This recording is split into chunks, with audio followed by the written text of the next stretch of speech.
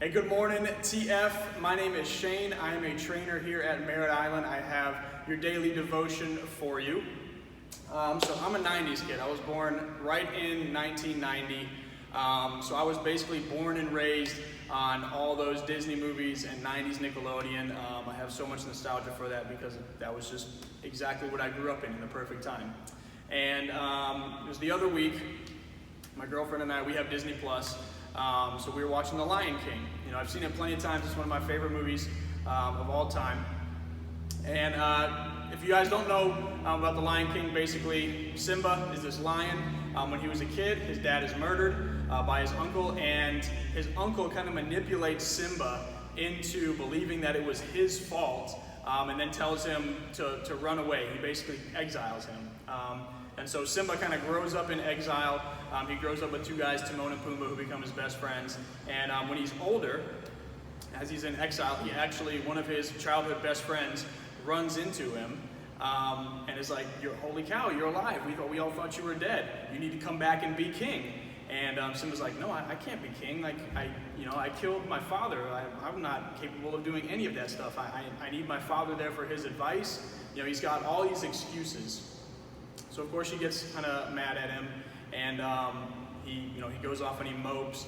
And when he mopes, he falls on the ground, and a piece of his fur goes into the air, and somehow it makes its way to the crazy old monkey Rafiki, who is the wise, basically Yoda of the movie.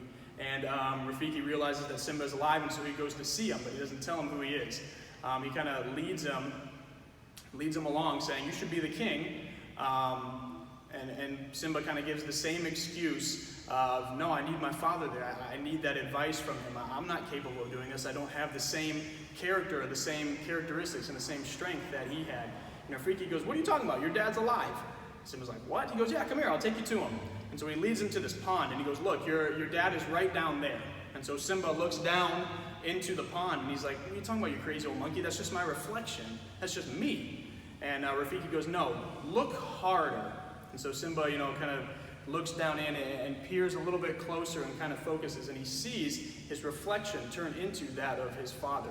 And Rafiki says, "See, your dad lives inside of you."